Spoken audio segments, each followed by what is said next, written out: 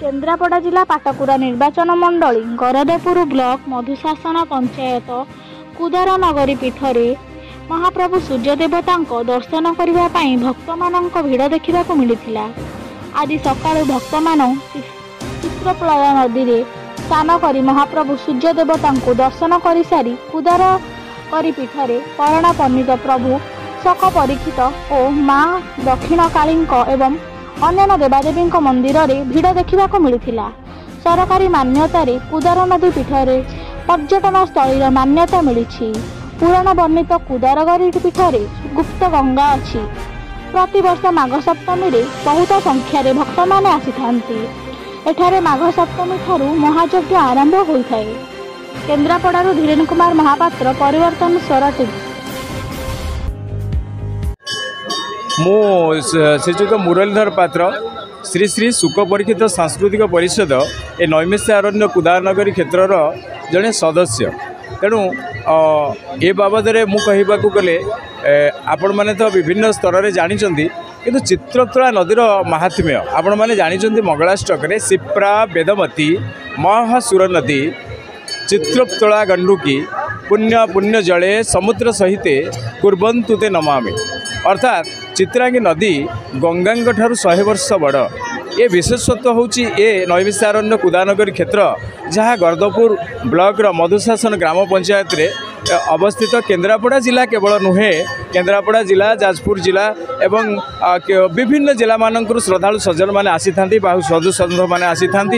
दीर्घ दिन धरी पवित्र माघ शुक्ल षष्ठी संध्यारू ये कार्यक्रम उद्घाटन हुए एवं दीर्घ 8 ରୁ 10 दिन धरी कार्यक्रम अनुष्ठित हुए। बहुत श्रद्धालु मैंने आसी था, बजार बुलवाई लोक मैंने आसी था, पर्यटक भाव में आसी था एवं अपेरा परिवेषण होता है। यही भाव में ये कार्यक्रम होता है। किंतु सबु पर ये स्थानर विशेषत्व होची पुराण किंवदंती एवं ऐतिहासिकपूर्ण ये कुदानगरी नैमिषारण्य क्षेत्र। मो ना हूँ हरिहर त्रिपाठी। ये हूँ नैमिषारण्य कुदानगरी। यह हूँ द्वितीय चंद्रभाग्य कह जाए। आज जो माघ सप्तमी मेला होची, माघ सप्तमी मेला प्रत्येक वर्ष माघ सप्तमी दिन हुए एवं यार महत्व होची या जे एक्चुअली सांब जेतेबेले चंद्रभागा तीर रे कुष्ठ रोगर मुक्ति पाइबा तपस्या करथिले, तांकर आरंभ होइतिला सांब दशमी दिन, शेष होइतिला ए माघ सप्तमी दिन। सूर्यंग ठार से वरदान पाइथिले एवं कुष्ठ रोगर संपूर्ण भावे मुक्त होइथिले। ताकू ही उपलक्ष्य करी चंद्रभागा आजिर बुड़ अनुष्ठित हुए। ये हूँ पुराणर कथा गोटे कथा। द्वितीय कथा आमर एठी मध्य चंद्रभागा कहीं हुए ना, एठी जड़े ऋषि थिले सुमन्यु बोली। सुमन्युंकर कन्या थिले चंद्रभागा।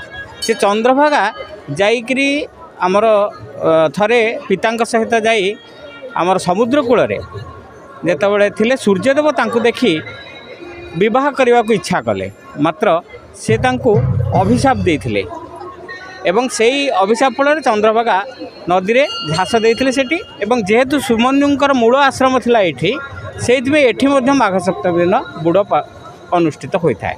तेबे सूर्यदेव को सकाळु उठी दर्शन कले एठी महापुण्य हुए बोली कहती।